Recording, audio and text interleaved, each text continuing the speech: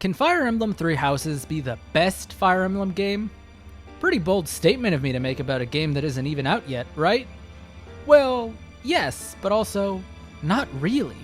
Ever since I first played Fire Emblem Blazing Sword back in 2003, I've been hooked on the series with tens of thousands of gameplay hours and hundreds of playthroughs across all the games, as well as even some ROM hacks. I can very confidently say that this game, from the limited information that we have, is going to be one of, if not the best entry in the series. Now, I know a lot of people might be surprised about this, given that not only is Fire Emblem Genealogy of the Holy War my favorite game in the series, but it's also my favorite game of all time. So, is it possible for Three Houses to ascend that far up the ranks so easily? Let's talk about the top 10 reasons why I think this is the case, and feel free to let me know what your favorite thing about Three Houses so far is in the comments below.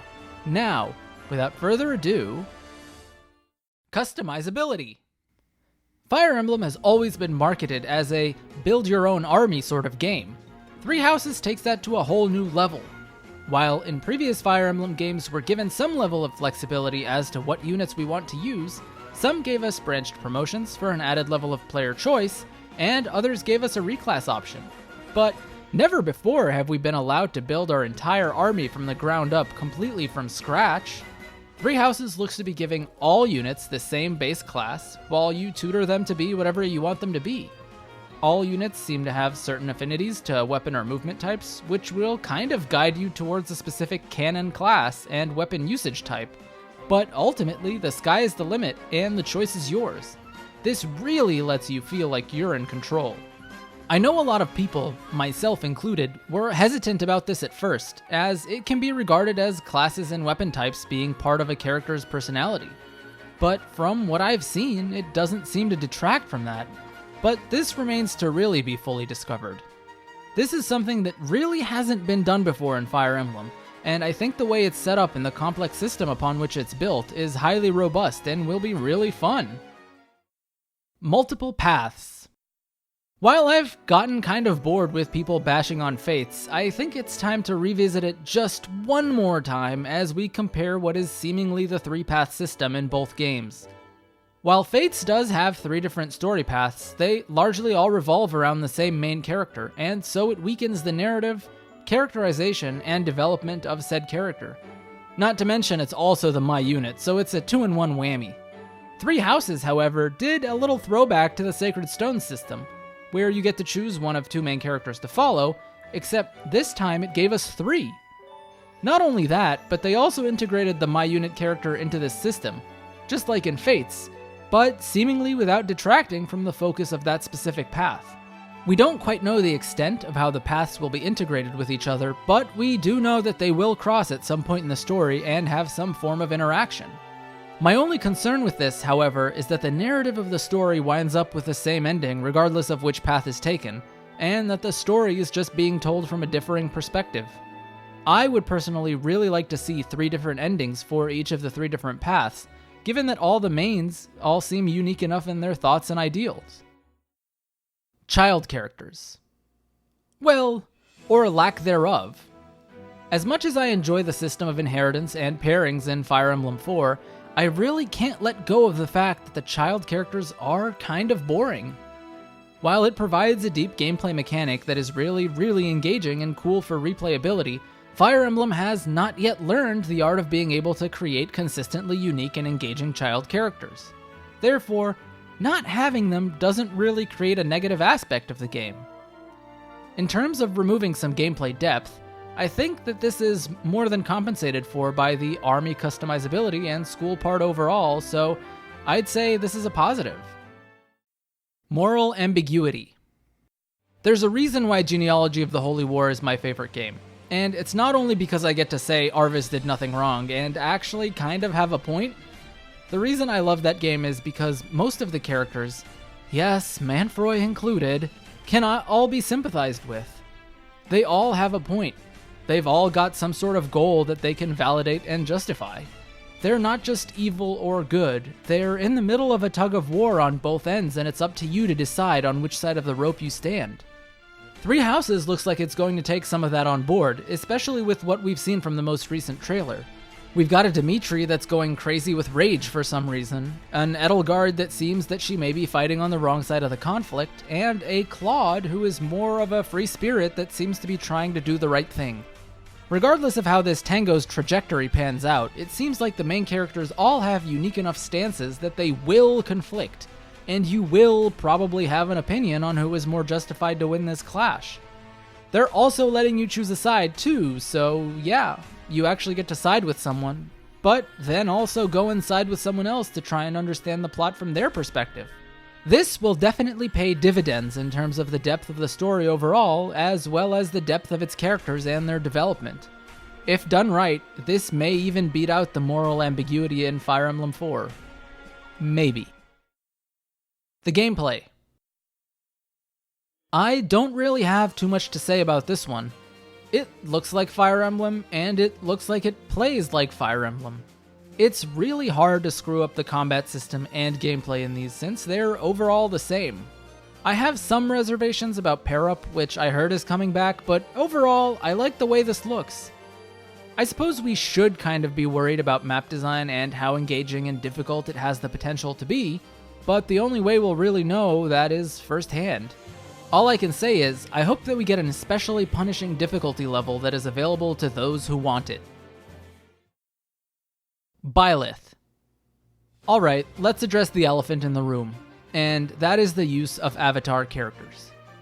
While a lot of people love to self-insert into RPGs and be their own character, it creates basically a cardboard box with no depth as you envision your own personality within this character. Byleth looks to be different. First off, you can't change his appearance due to him showing up in cutscenes the way he is, but you get to alter between male and female. Secondly, we haven't really seen much speech from him specifically, but it seems like he was written into the story with a personality of his own. This means that he is essentially a pseudo-avatar, one you can control and use to make decisions, but you do not have a direct influence on his personality and reactions. In a way, you get to select the path he goes down, but not what he does specifically in said path.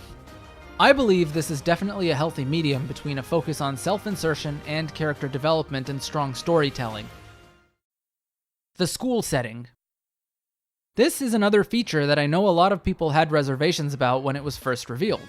Fire Emblem meets Persona, Fire Emblem meets Harry Potter. Many were worried about the sanctity of Fire Emblem being desecrated by a movement in the opposite direction. From a story revolving around war and strategy to a story revolving around students and house drama? From the very beginning, I saw through this. As an example, just look at the map of Fodland. It's massive! Not only are there 3 major houses that are represented, but in addition to that is something that we have not seen emphasized, even until now, and that's all the surrounding countries and islands on the periphery. While I believe that the 3 major houses and the monastery will probably play the largest role in the story, I think that the school portion will be much less significant, and we can expect further expansion into the surroundings. Otherwise, why the hell even bother with putting them on the map in the first place? But there's also another more recent topic that was revealed that also shows us leaving the school setting, and that's the time skip to after school. And that gives me the perfect segue into my next topic. The time skip. I'm already planning a separate video dedicated specifically to this point, as I believe that time skips can be very powerful elements of storytelling. We've already seen it done once or twice in Fire Emblem, and various other elements of time dabbled with, but like most things on this list, Three Houses does this uniquely. If we look at our main comparison in Genealogy of the Holy War, the time skip jumps ahead by about 17 years, which is enough for an entire new generation of characters to grow and be raised. However, in Three Houses, we're only dealing with 5 years, which not only means that there are no new child characters, but we're dealing with the same characters that we started out with. This provides not only a stronger and more continuous cast throughout the story without breaking the engagement of the player or having to get reacquainted with new characters, but it also allows for further individualization of each of the cast members. Throughout these 5 years, they have all gone out to live their own lives and grow, evolving from who we knew them as in their earlier years into a more adult and mature setting. It lets us live the best of both worlds, the innocence of youth and the maturity of adulthood of these characters. and I believe this will be great in terms of story depth and character growth. Visual appeal. Yes, I'm going to talk about how this game looks. Graphically, I suppose. I normally hate talking about the general specs of a game, what definition it runs in and how many frames. To me, usually these don't detract from the game itself unless there's like major frame drops. What I'm referring to, however, is the general visuals of the game. While some may say it looks kinda bland, and I can see their point to some extent, that's because you're comparing it to other games that have much more detail in all of these graphical additions. Fire Emblem never had the best visuals in this department, so I really think this is an unfair comparison. If we're going to compare, I'd rather we compare to other games within the same series. And I think if we do that, at least in my opinion, Three Houses is probably the most visually appealing. That, and the fact that we finally have a big screen Fire Emblem game that you can also play on the go? Come on, lads, this is gonna be great. I'm sure a lot of people will disagree with me on this one, since I know visuals and art style are a very subjective topic, so I'll extend an olive branch here. I can't stop saying this, but I do believe that the sprites and animations in the Game Boy Advance Fire Emblem games are still the top dog here. I mean, come on. Look at that mercenary crit doing the little nuh-uh-uh wag with the sword. Come on, that's a cheeky-ass critical animation. Uniting the Fanbase. I left this for last on purpose. As someone who is definitely more deeply entrenched in the old games and is part of the old fanbase, it pains me to always see a divide in our community with the whole old versus new, and that has only been fueled further by things like Fire Emblem Heroes. But I think that this game has the potential to appeal to all of us, so if it succeeds in unifying a divided fanbase, that'll be something worth writing down in the history books, in my opinion. Anyways, I think I've gone on for long enough. I actually didn't initially mean for this to become a top 10 list, but as I went on and on, the ideas kept flowing and my love for this game continues to multiply. I hope this gives the skeptics hope, and those who are hyped even more hype. And as usual, if you like what I do and want to support the channel, leave a like and share the video around, and maybe consider subscribing if you want to see more content like this. And I'll see you all in the next video. Peace.